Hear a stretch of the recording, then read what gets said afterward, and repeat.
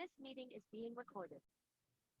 Welcome everybody on this Monday afternoon to our punch needling class. Darren is your teacher there on screen. My name is Claire. I'll be hanging out in the chat with you, answering any questions you may have there or forwarding them on to Darren. Woo, can't talk this afternoon. I'll also put the handout and the templates in the chat in case you didn't get those already. And like I said, if you have any questions, just put them in the chat and we'll answer them there. And now that that is out of the way and Darren's done showing off all his finished objects, we'll let him get on to teaching. All right, welcome to class. Today we are going to learn about needle punch. I always call it needle punch, punch needle, never know which way to say it, but it's a very historic craft. People have been doing this craft since at least during the colonial times. I think they've probably been doing it longer. It originally started, people would use a hook to pull the fabric or the yarn through the cloth. And today we're going to be using a needle punch like this one. And we're going to be working from the back of our project, pushing it through. So it has changed a little bit over the years. Originally, they used strips of old cloth that they would just kind of salvage from like their scrap pile and turn them into works of art. So they would use a rusty nail and just kind of like, or not a rusty nail, a bent nail, and just kind of pull the strips of cloth through the fabric and create a design that way. Because cloth was very expensive, most of the time they made their own cloth. They spun their own thread or yarn, wove it, made cloth. They'd make that into clothing or household items. Once they were no longer usable in that way, they would cut them up into rags and use them to make quilts and all kinds. And so a lot of times they would also make rugs and with the needle punch. So that's one of the ways that they used to use it in the old days, like a long time ago. But today we have a few new ways of doing it. This is the needle punch I'm going to be using today, and it's by Lion Brand. And I'm going to be using several different colors of yarn. So if we want to go ahead and switch to the view of my hands, we'll go ahead and jump right in and get started.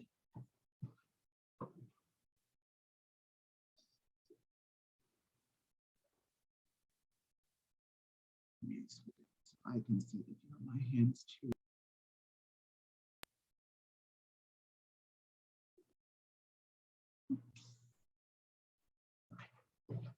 All right, let me know if the sound is good. Sometimes when I turn my head, the sound doesn't turn out so good. So the first thing about kind of like what you're going to be using and what you're going to need is we have this needle punch, and this one is by Lion Brand.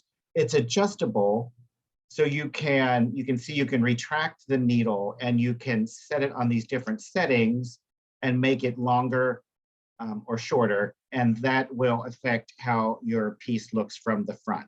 So this one has 4 different settings. I'm going to be using mostly this one. This is Hometown Bonus Bundle is a great big, this one's a small one, but Hometown Bonus Bundle, which is available on lionbrand.com or michaels.com, is a really big ball of yarn. Gives you plenty of yarn to work with, such a lot of great colors. This one is green, and it comes in white. I'm going to be using white, red. This little ball of yarn is some leftover woolies that I have. So I'm going to be using some leftovers and some yarn. It's a great way to use up a little bit of your leftovers. And you're going to need cloth. Let me show you some different types of cloth that you can use. This is what you want. This is called monk's cloth. Let me see if I can get a good close-up of it. So you can see that it has lines that are woven into the cloth. And that's what you want to look for when you are buying the cloth. And then here's another different type of it. And this has white lines going through it. I don't know if you can quite see them. That's what you want to look for. Some of the characteristics of this cloth: it's woven, it's loosely woven. It does come unraveled very easily. So when we start our project, we want to cover the edges with tape to keep it from unraveling. It's not so loose but it is rather loose. You can kind of see light through it. And that's what you want because that allows room for the yarn to be pushed through. So, and this is called monk's cloth. Now I want to show you another type of monk's cloth that you do not want. So this is called monk's cloth as well, which makes it very confusing. I went into a craft store here in Brooklyn and told them I was making a needle punch project and I needed monk's cloth. And this is what they sold me. And it doesn't work. It's so loosely woven that the loops will not stay in place. So they just kind of pull right out. If you had like super like number 7, really thick yarn or very thick strips of fabric, it might work. But for general use, it's not going to work. And the store that I bought this from teaches classes on this, so they should have known the difference. But people, they don't always know. So make sure you know when you're buying it that you buy the monk's cloth and look for the lines that are in it. You can also use burlap. People use burlap. I'm sorry? Where would you suggest then looking for the correct type of monk's cloth with those lines? Well, when you do look for it, just look for the lines. If you're presented with monk's cloth that doesn't have any lines in it, then it's not right. So you can use other types of fabric as well, but this one is just so loose that most yarn will not work. Even like the Woolies Thick and Quick in the Hometown, which is very thick yarn, won't work in it. So just look for anything that has these lines in it, and the cloth should feel pretty secure. It should feel fairly firm, even though it's not tightly woven, but it's tight enough that it's solid. So you can use burlap. I've seen people use burlap. You can use, there's something called rug warp, which I've never used rug warp, but you can use rug warp. Primitive linen, which is loosely woven, people also use. You can try almost, if you have fabric at home that's loosely woven and you think it might work, you can try it because you never know until you try, and maybe it will work. Just don't invest a lot of money in a fabric until you're sure it's the correct one. So I just kind of want to caution you with that. Any other questions about the fabric or the yarn that I'm using? And then we'll keep going. No, good. Basically, Okay. you just want to make sure that it has those lines on it, like a grid, kind of, right? It's not really a grid, it's more of a stripe. So the lines don't form a grid, they form a stripe. Okay, so like lined notebook paper, more like that. Yeah, so I don't know if you can you see, let me see the other one. This one shows up a little better. You can see it has the kind of gold lines that go this way, and they just run throughout it. They don't make a grid and run both directions. The lines just kind of go one direction. So just look for those, and that should be, just buy a yard or like a half yard. Don't go buy like 6 yards of it until you're sure it's the right one. So. But this is not the same thing as what you would use for like a counted cross stitch. No, I think that might be what this was for. I'm not sure. Yeah, it's not the same thing. So now that we've said all that, there are different types of things you can do with different types of cloth. So I bought this little set of, and these are very small needles, where, as you can see, this one is much larger. And there's 3 different sizes in here. And you can use embroidery floss or like sock yarn. And you can do this type with a smaller, like maybe even on denim because it's so small. So with this one, you wouldn't want to use the monk's cloth because it's very tiny. But it's more of it's a little bit different, but it's pretty much exactly the same, but it does have some differences. And so once you've got your yarn selected and you've got the right fabric, one thing you can use to hold your fabric in place is just a traditional embroidery hoop. So it's just a regular standard embroidery hoop. They only cost a couple dollars. You might have one already. If you want to get something a little nicer, this one is called a no slip embroidery hoop, and it has a groove that kind of snaps in place. So it has this groove in it And then this one has like a ditch, like an indention. And when you snap it together, it holds the fabric in place and it really holds it very secure. So that's another thing you can get. And let's switch back to the front view real quick, because I want to show something else. Front view of the camera. Mine didn't change. So this is a large frame that I bought. And this is really what most people would use if you're really, really serious about it. You don't have to get one this big. It has these gripper wires. So this one has gripper wire. It's almost like a wire brush, and the bristles are facing out away from the center, and they hold the fabric in place. They hold it very, very tight. So, and they're sharp too. I've cut myself on these before. So you need to be careful. But if you decide you like working on this craft and you really are excited about it, then you can maybe invest in one of those frames. You don't have to get one that big. They make them a lot smaller. So let's go back to the view of my hands. And well, any questions about the hoops, the frames, the cloth, the yarn, any questions at all before we actually start our punching?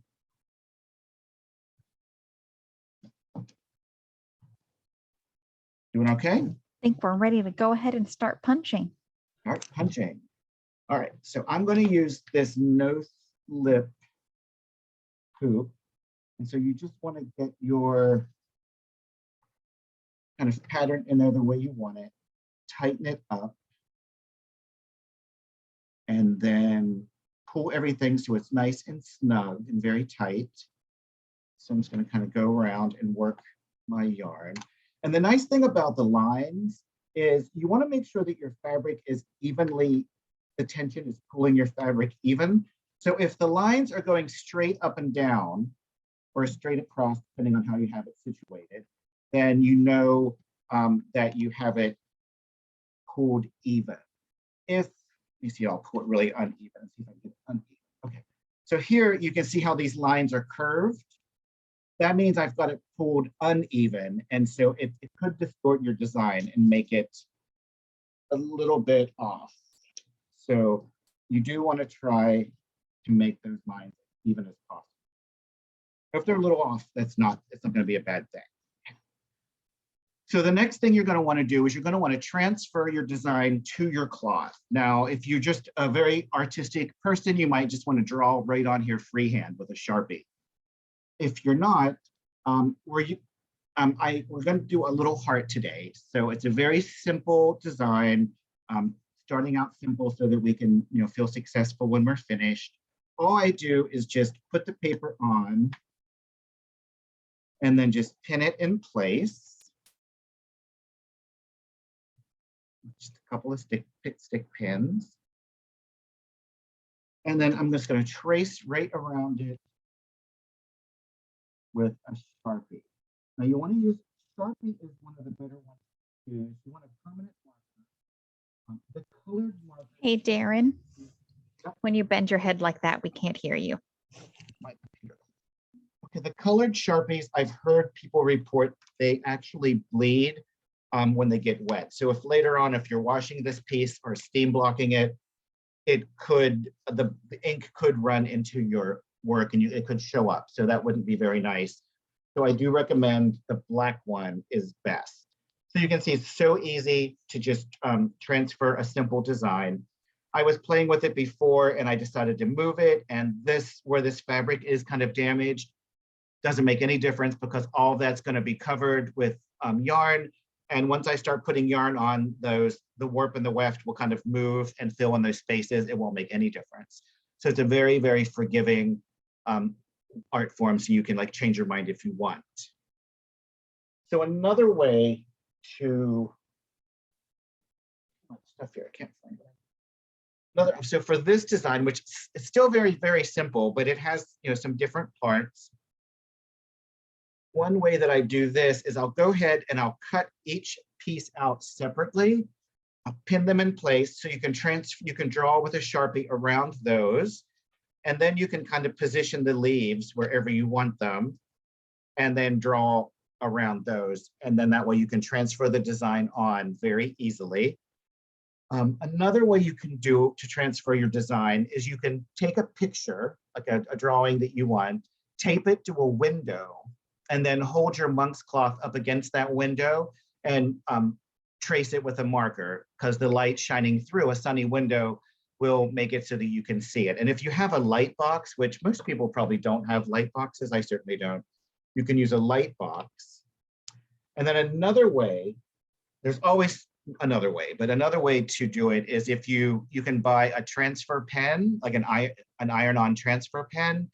You can trace your entire design on the paper with the iron-on pen, and then you turn it onto the fabric, turn it over onto the fabric, and when you iron it, then the iron-on pen or pencil will transfer to your fabric when you take it up, and then you can go over it with a Sharpie if you need to fill any of it in. So there are lots of ways to transfer your design to the fabric. There's even more, there are even other options. So any questions about that? How do you get your design on the fabric? Is that pretty good? Doing good?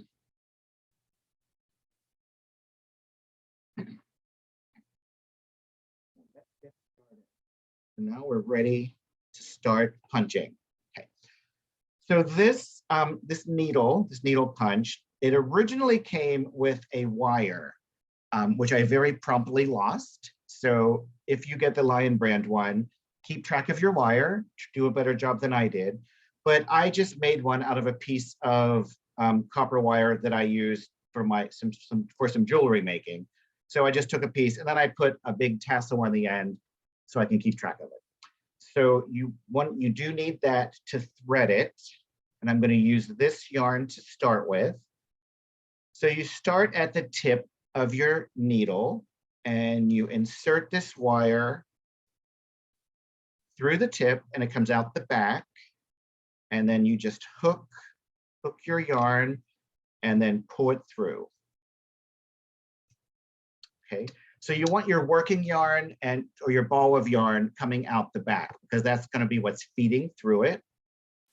And then your end will come through the front. Get my needle set. I'm going to set mine on the deepest one so maybe it'll be easier for everyone to see. And then we need to thread the eye of this needle. And so the eye of the needle is right there. So we come through this hollow tube and then we go straight through the eye of the needle. Okay, so just like that, very easy, nothing fancy, nothing tricky here. It just goes right through and then through the eye of the needle. Okay, any questions about threading the needle? No? Pretty straightforward. Okay. All right. So this section I'm looking at right here in this drawing is the back of my work.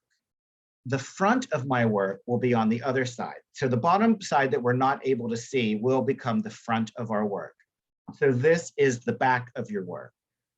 So if you're doing a design like a heart, which is symmetrical, it doesn't make any difference which way you place it on there.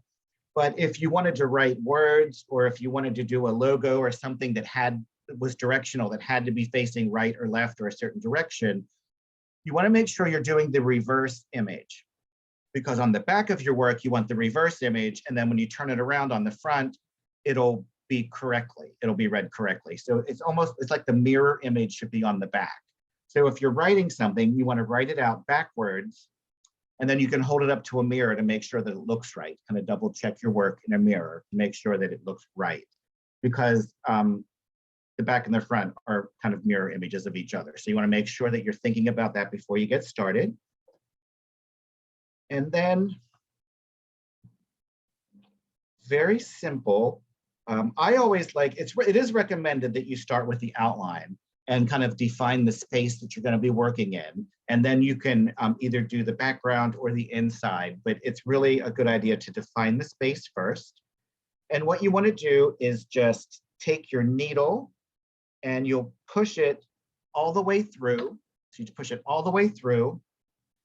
and you're going to hold on to that end because you want the end of your work to stay on the front of your work. We'll trim that off later. And then you pull the needle back to where you can see it, but you don't want to lift it away from your fabric. You want the needle to always rest against your fabric. And then you advance just a little bit and you push it all the way through again, and then bring it up. Don't lift it away from the fabric. Advance it, push it all the way down. You want to make sure that it's all the way down so it's clear up to the base. Pull it back up. Keep it close. When I say close to the fabric, I mean you want it touching it. You don't want to lift it. If you lift it like this, you can see it's pulling the loop out and it'll make the loops uneven. So you want to always make sure you keep it right there on the fabric. So you just want to kind of go like this. Another thing, here's a helpful hint. Even though this is a ball of yarn and it was just sitting on my desk and it wasn't being inhibited by anything, I could tell that the loops weren't resting properly because you want to wheel off like a certain amount of slack because that will make your loops nicer. If there's like zero resistance, no tension, no pressure against the yarn. So if you're working and your loops are not staying in, double check and make sure your yarn is, you've got some slack pulled off. Like you don't want it to get tangled around something. Give your cat some treats and put your cat in the other room. Not a good time for cats to be around. So you can see you just push it all the way in, pull it back out, keep it touching the fabric, advance it, and just keep going, and then just follow your line. And it's really that simple. Once you kind of get the hang of it, of course, the first couple of times you try it, it might not be this easy. But once you practice and get the hang of it, you'll see that it's actually pretty easy. Now, another thing you have to remember is the eye of the needle with the yarn coming out of it. So the eye of the needle with the yarn coming out of it always has to be facing the back. So if I'm moving this direction, then the eye of the needle has to be facing the back. So you see the eye of the needle is always in the back. If you have the eye of the needle in the front, you can see how the needle is kind of pushing through the working yarn. It's not going to work. So you always have to have the eye of the needle in the back. And if you want to turn your needle and come back, you can turn your needle, but you can see the eye of the needle is still in the back. You just want to make sure that the eye of the needle is always in the back. So there's some things you do need to remember. Always push your needle all the way through, clear up to the base. When you pull it out, keep the tip of your needle grazing against the fabric, and then push it all the way through again. Always make sure you have some slack in your yarn, pull off a couple of yards, don't let it get tangled, but pull off enough that you have some slack, don't have any pressure or any resistance. And then just keep going. Any questions? Any questions at all? Can we see what it looks like on the other side? Other side. So it's not perfect on the other side because I was kind of showing you some things, but you can see the loops are a little uneven, but that's okay. It's it's my first try, or if it's your first try, it's not really my first try, but if it's your first try and you're just learning and things are uneven, you can see I drew this heart on this side as actually I did that during the last class when I was teaching. And if you draw a design and you mess up, you can just draw your new design on the other side, or you can draw a new design right over top of this one, and nobody will ever see it and won't make any difference. So, you can really feel free to try something new, and you won't ruin the cloth. You can always go over it again. All right, I want to show you, let's start a new color. So if I were really doing this, I would go all the way around with one color, or you could change it, whatever you want, but go all the way around the outline. And then once you do the entire outline, the way I did mine was I just followed it and went around until I got all the way in the center. And that's kind of the way I did mine. But you could go across and make lines, you could do diagonals, you could draw little hearts inside. I mean, anything goes. You can do anything you want.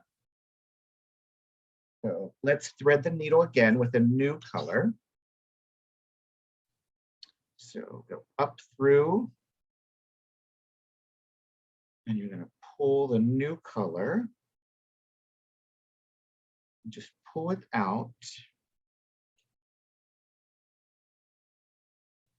And then just kind of twist it, get it through. Make sure you're not splitting your yarn. Make sure it's, double check right here and make sure it's flowing easily. Because if you kind of split your yarn sometimes and it's not flowing easily, that's not going to be good. So just double check.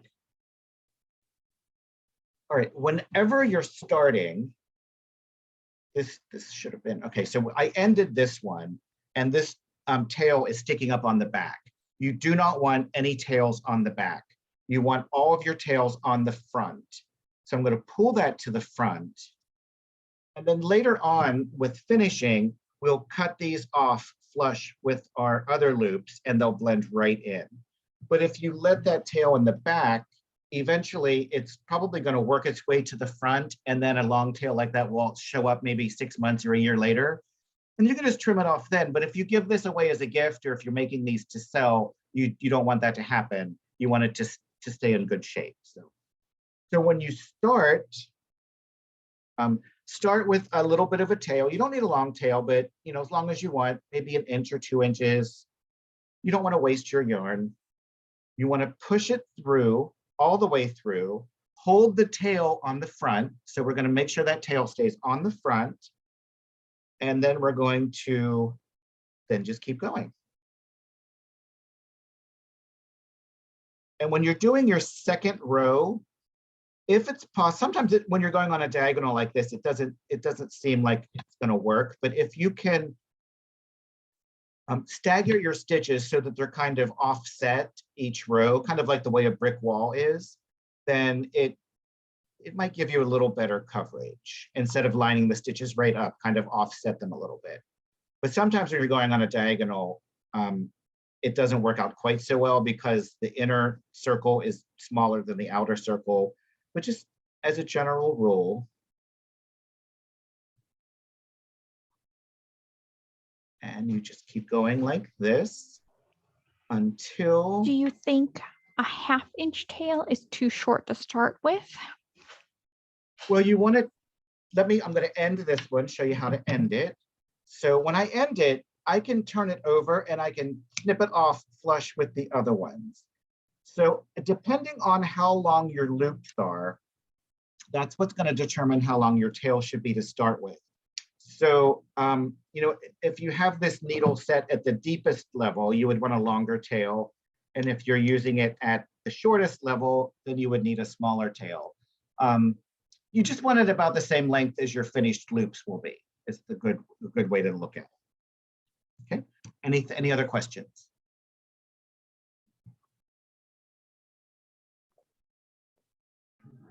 Not so far. Okay. So just a little bit about, so when you're doing the outline, and if you're trying to define a certain space, especially if you're writing words, or if you're trying to do something very detailed, and you want a nice crisp line, then the outline, you should, and this is iffy, depending on how thick your yarn is. So this is kind of a suggestion. There's no strict rules, but I have this little gauge. And this is 1 inch, a 1 inch square. And it's recommended with this thicker yarn to try to have 6 stitches per inch in your outline. So I have 1, 2, 3, 4, 5. And then over here, I have 1, 2, 3, 4, 5 and a half. So I could maybe, push these a little bit denser. 1, 2, 3, 4, 5. I could try to make them a little closer. And that will give me a very, very nice outline. And then when you're doing the body of your work, you want 4 stitches per inch. And then that way it'll give you nice coverage but they won't be jammed packed in there too much. So I made this one, and I made it very fast because I was trying to make a sample for the last time I taught this class. And I wasn't paying attention. It was late, and I was just going as fast as I could. And I jammed this. There's like 7 or 8 stitches per inch in some of these. It's very, very tight. And so as you can see, it's distorted the fabric and it doesn't want to lay flat. Now, if I steamed this out, I could probably get it to lay flat if I really worked on it. But it is very dense, and I've almost used twice as much yarn as what I would have needed to use. If I were making a rug, though, it's very firm and soft, and it would be a very nice rug to stand on. But I didn't need to use this much. So as a rough guide, 6 stitches per inch on the edge, and then 4 stitches per inch in the middle. Now, with all that being said, some yarn, like this is a number 6 yarn. It's Woolies, thick and quick, and it feels a certain way, and it has a certain density. And you might get a different yarn that's a number 6, and it might be very, very dense and very, very, stiff, where another one might be extremely lofty and very light, and they could all still be 6, but they're made a little differently. And so if you have a very dense yarn and a very lofty and light yarn, you might not want to use the same stitches per inch. The dense yarn, you might want to use a few less. A very lofty yarn, you might want to use more to kind of fill that space in. So you'll kind of get a feel for it as you're going, and the reason we can't say for sure is because all yarn is different. And if you're using a worsted weight or if you're using a super bulky, then it's also going to be different. So what I recommend is just starting with a super bulky, because that's nice to work with, and then just see how it is in practice, and you'll kind of get a feel for it. So any questions about that? I know that probably is kind of confusing.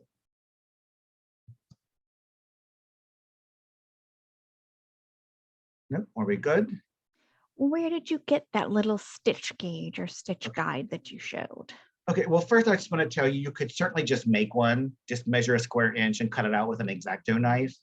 But I'm gonna mention another little thing, another company. This is made by the Oxford Company in Vermont, and they specialize in needle punch. And there are many videos online from this company, and I learned a lot of what I know from them. And that's where I ordered my large frame. So that's where I ordered my frame, and that came with it. So, if you have any additional questions, you can watch some of her. She has hours and hours of videos, which are very informative. So, but that's where I got it. Any other questions? And what about using wool versus acrylic? Are they going to behave differently, or should you treat them any differently when you're making it? Traditionally, this was always done with wool. Well, they didn't have acrylic, like a long time ago. But traditionally, it is done with wool, and it's actually done with wool fabric, strips of fabric. But yarn is much easier to get. It's much more readily available. And I have found that when I'm working with it, the wool yarn and the acrylic yarn act pretty much exactly the same. Like, I don't think you can tell the difference. But some of the differences will come into effect during the finishing, and we'll talk about that towards the end. But for the most part, wool and acrylic act pretty much exactly the same as you're working with them. Okay. Any other questions? We do have a couple questions on how you should sort of care for the finished item, one specifically about a rug, and then one just saying, are pieces made with punch needling washable? Will they unravel or come apart? Okay, so we can just skip ahead a little bit to that, to some of the kind of aftercare. So, depending on what you're using this item for and what it's made of, you want to think of it basically like a rug. Like, how would you clean a rug? If you had a small rug in your kitchen or a bathroom rug, would you put that rug in the washing machine? Probably not. Maybe you would. You could just kind of spot clean it if it gets dirty. You could hand wash it, like put it in a sink or in the bathtub, basically soak it with some nice detergent, and then rinse it really well and kind of let it drip dry. You could always have it professionally dry cleaned. I wouldn't recommend putting it in the washer. If you do, maybe put it in a garment bag and wash it on a delicate cycle. If it's wool, though, you can't put wool in the washer. But with this acrylic, it washes pretty easy. What would you do, Claire? How would you handle it? I would probably try to spot clean them for the most part. And use like I guess whatever your, regular cleaning agent is, Yeah. and try Yeah, but to get any spills as they occur. you don't want to scrub it or else you'll make it too fuzzy. You could use a steam cleaner, but not with acrylic because the steam might melt it. You just want to just kind of wash it carefully. If you're not sure, you could just have it dry clean. That would be the safest bet. All right.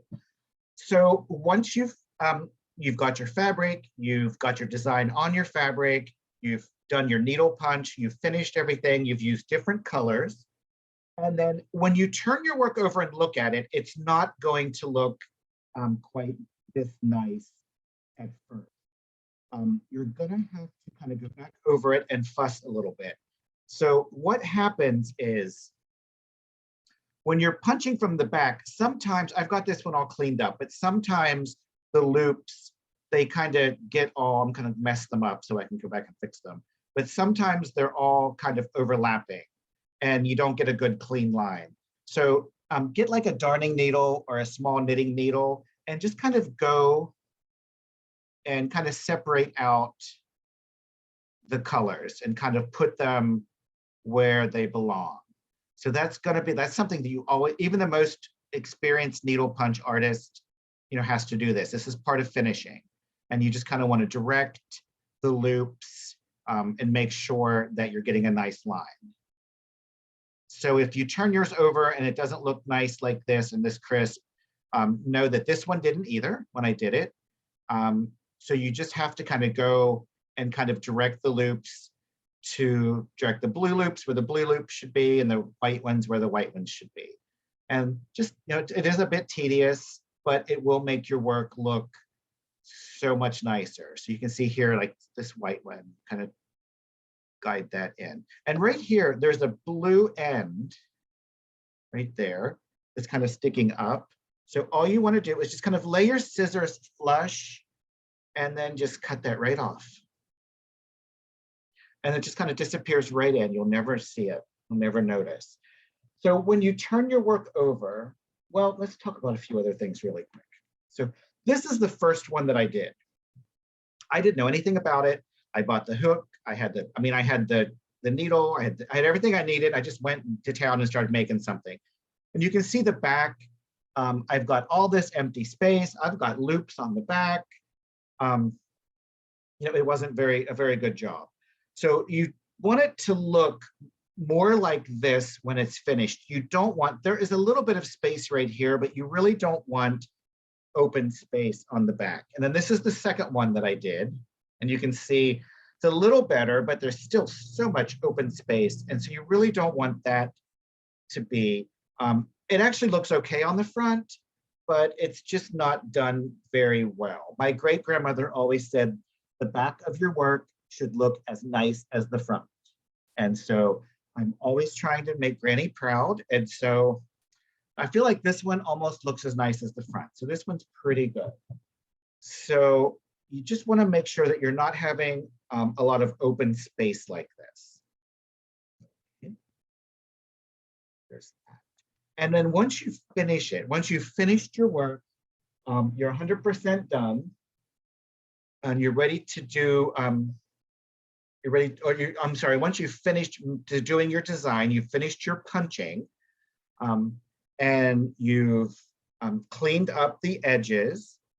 Another thing you need to do is you can go through and trim off any loops that are too long, kind of trim off any that are too long, and it will make it look so much nicer.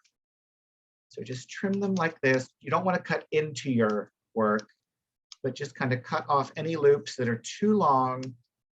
And then after you're finished this step, you can go over it with like a lint roller, like one of those sticky brushes or a vacuum cleaner. And that will kind of give you a nice finished look on the front. So trim up all your loops, all your ends. See, this is already looking better. Just trim off, and it will look so much nicer.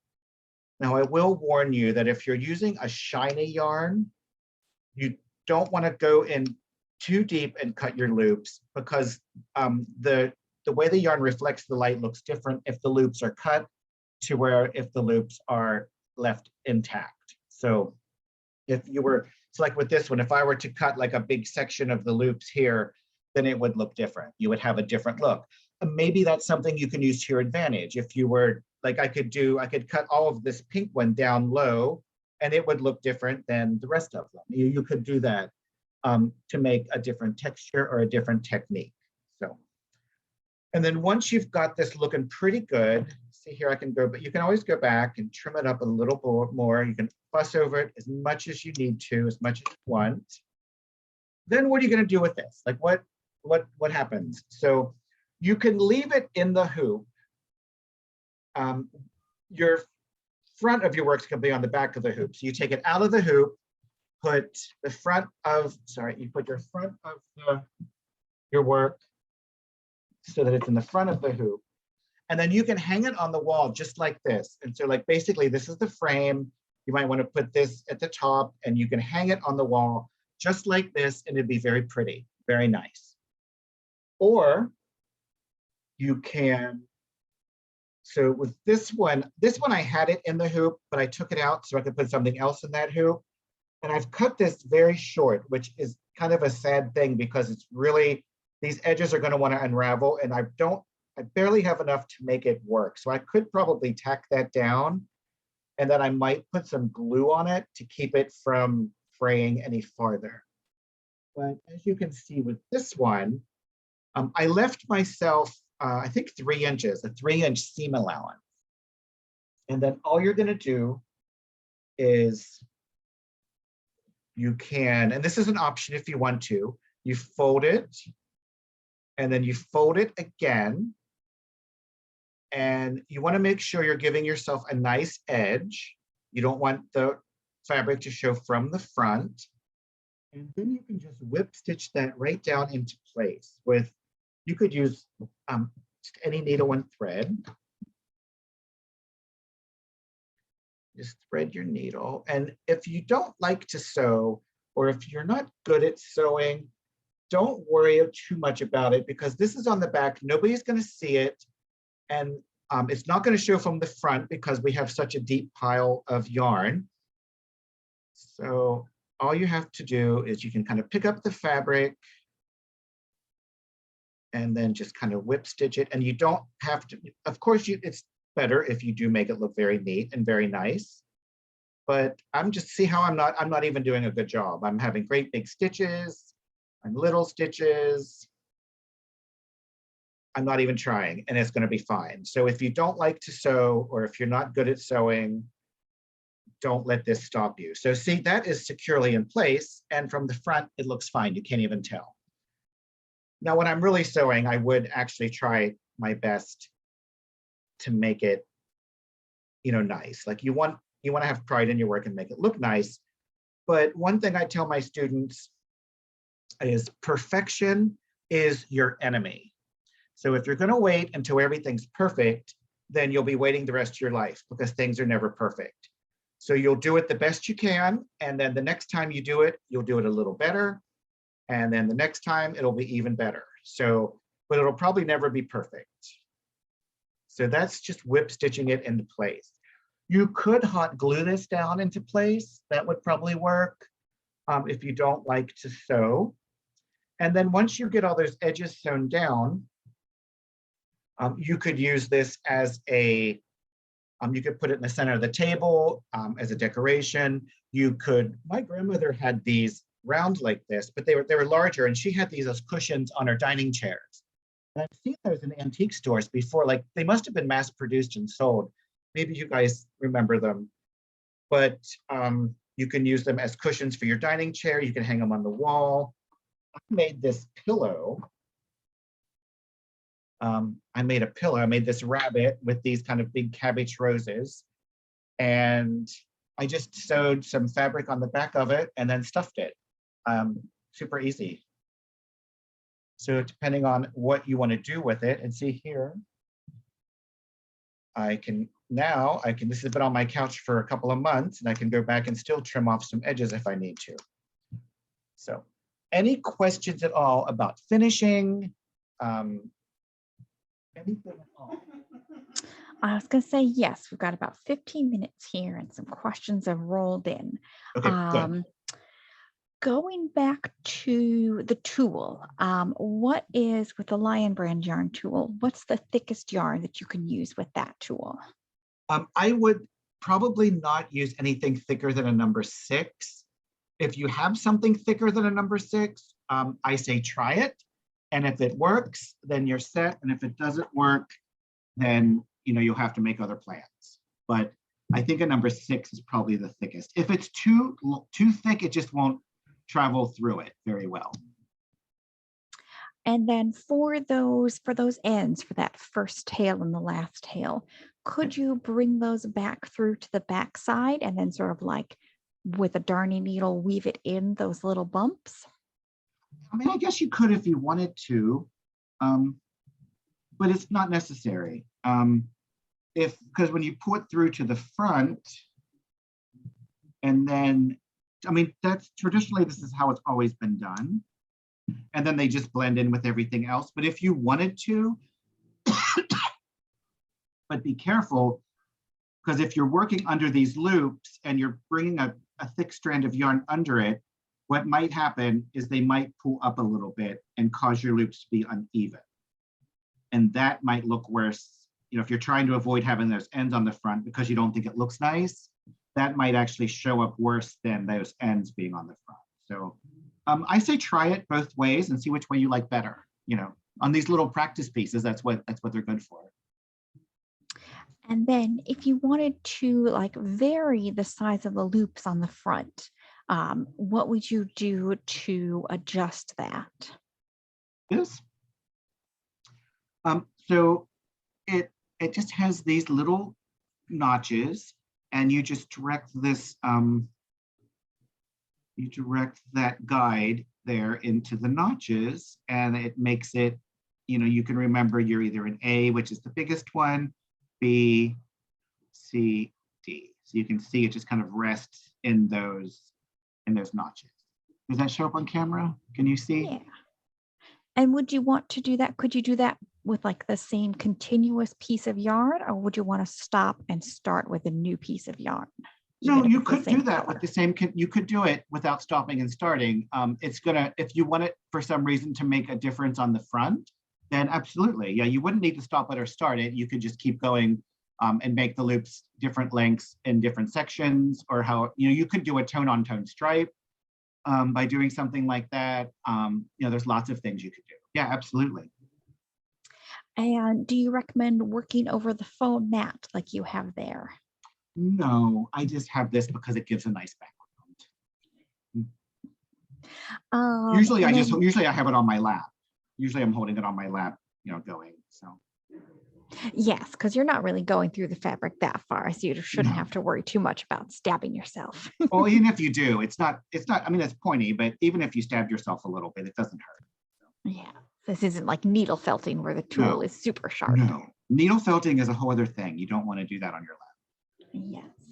Let's see here. Okay. Someone says they've used iron-on interfacing for their edges. That might be another way if you're not a sewer to do that. So many ways. Yeah, that's a good idea. Yes. And then, someone wants to see the rabbit again. I'm quite pleased with this rabbit. I can show it once we go back to the front-facing camera. And these roses turned out, I just did spirals with just different shades, and I think they turned out kind of cute. I mean, Yeah. I didn't think it would win Oh any no, you're on the prizes, front but view now. okay. It's kind of fun. And I just found this fabric for the back, kind of matched a little bit. That's very cute. Yeah. And then if you did want to make a piece to be used as a rug, what sort of a backing would you put on it? Okay, so for a rug, you would want to take a little extra care in the finishing. You want to make sure that the edges of the rug are finished very securely. So I would really recommend folding it over twice and probably sewing it down, or you could glue it down. You might want to, even after that, go over on top of it again with another piece of felt or something to really protect those edges. Because if people are walking on it, you don't want these edges to break. So depending on how much foot traffic it's going to get, you can paint the back of it with a rug glue. You can buy it at most hardware stores. And you want to make sure, though, that it's not, some of them are have very strong fumes, and you don't want to get one that you could hurt yourself with. So make sure you're getting one that it's not quite as dangerous. You don't want to breathe the fumes in and make yourself sick, but you can paint it with, even with like Elmer's glue on the back would kind of help secure it. One thing I didn't mention, which I want to go back to for finishing the back, is I used a steam iron on all of these, on this one and on the heart. This is acrylic yarn and it will melt. So I put a thin cloth over it and I put my steam iron on it very quick, and it was just like steam, steam, steam, steam, steam, done. And I don't know if you can quite tell, but all of these loops are kind of flattened down. They're not really melted, but they're definitely, the texture has changed because of the steam. And I think that's going to help keep it from, it helped it lay flat, so it lays much flatter than it did, and flattened it out nicely. And I think because they're kind of a little singed, it's going to keep them in place a little better. Now, if this was 100% wool and you steam it and work it a little bit, then the wool's going to felt together naturally and make it more secure. But you don't want to, like, you wouldn't want to put steam, steam, steam, steam, because it could melt it and ruin it. Like, you just want to do it like super quick. Put a cloth on top of it, steam, steam, steam, steam, and then look at it. And if you want to then do it a second time, you could, but be very careful you don't melt it. And then it doesn't really affect the front at all, but it did help it to lay better. But if you're going to make a rug, I probably would want to paint the back with something, because if someone got their, if something got caught on it, you don't want it to pull and all come out. And then, Claire, maybe you can buy stuff to put on the back of rugs, right? So that they lay flat and don't slip, like a no slip rug backing. Is that a thing? You could buy, you can buy just like a roll. It's sort of like a mesh foam squishy material for a non-stick that you could sew directly to the backing, or just like lay under the rug. Someone is suggesting in the chat Mod Podge as an alternative to just paint over the back to secure everything. Yeah, you could do Mod Podge, yeah. Yeah. Or, probably somewhere there is like fabric that's got maybe, I know people do it on like the bottom of homemade slippers, where you just use like puff paint to create sort of a non-slippy traction.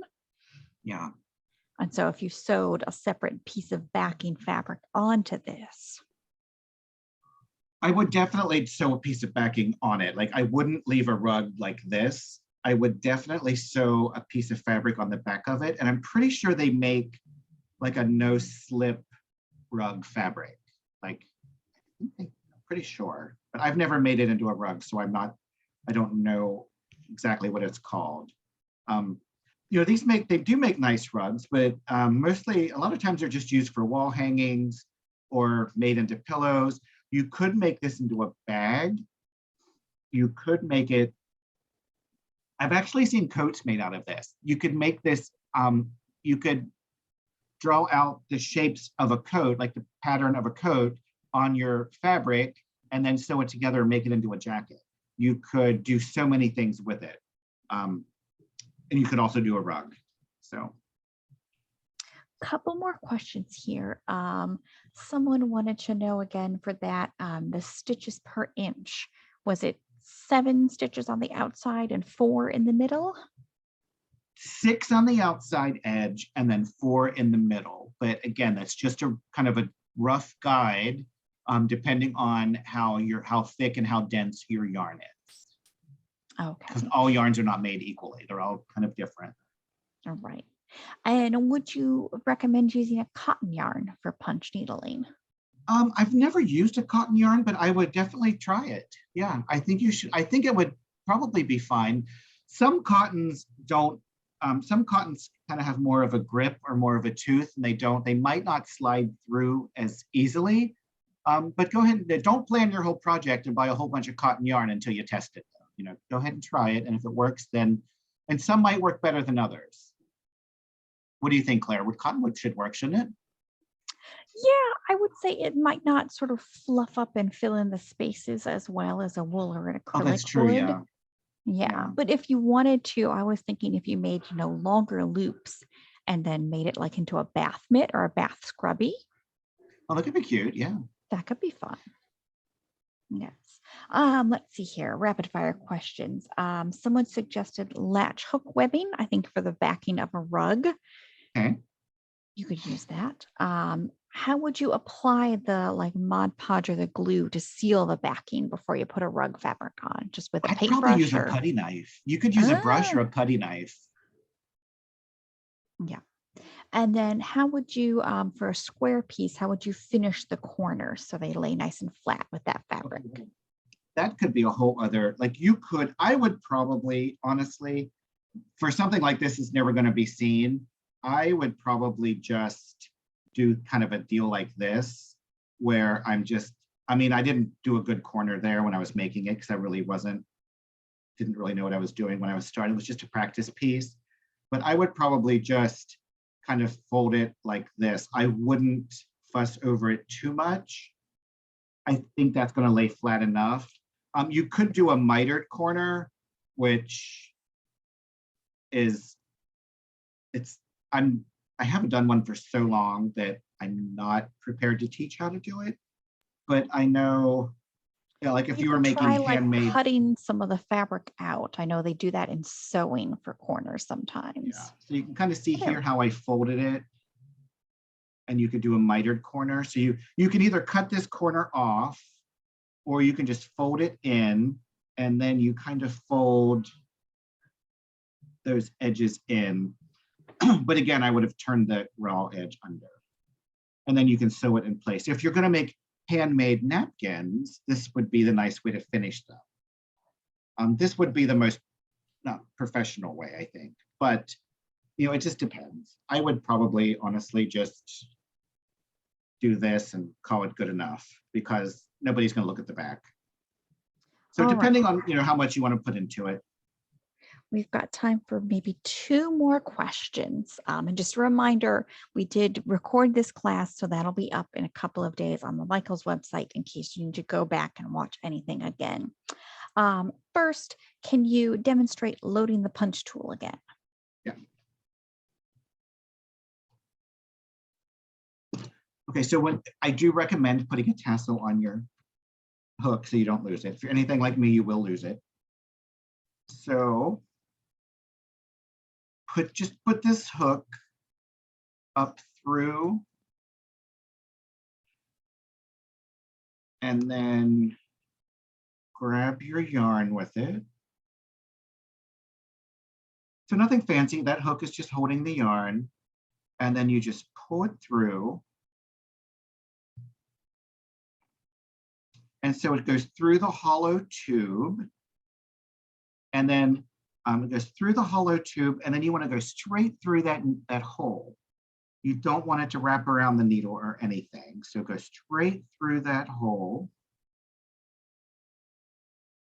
And then double check and make sure that it's going to flow nicely. Because sometimes if you split the yarn and the whole strand doesn't go through the eye of the needle, it's not going to work. You might think it's fine, but when you try, you'll be frustrated. So just give it a double check and make sure it's flowing nicely. And then you're ready to go. And then don't forget to wind off a yard or a couple yards of, and make sure that this ball of yarn is not going to get caught up on anything. Because what will happen is you'll start working and then all of a sudden your loops won't be staying in. Stop, double check, and make sure your yarn is flowing smoothly and not being hung up on something. Does that answer that? And how, yes, and how would you adjust that tool to make a longer loop and then show on the fabric what a longer loop looks like in comparison to the setting we used earlier? So these were set at the longest one. I don't know if it's going to show up on camera very well or not, but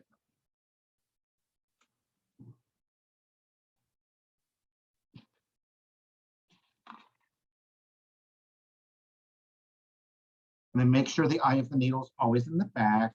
Make sure you're pushing it to the very edge, all the way through, and then make sure you're not lifting your needle up off your fabric. Let's see if we can tell the difference. Oh, I'm pulling them out by mistake. Oh yeah, that's a huge dramatic difference. See, that's almost flush. I don't know if you can even see them. And then the red. Does that show up? Yeah, that's a good difference. So when we were demonstrating earlier, that was on the longest loop setting, right? Yep, the longest. Okay. One.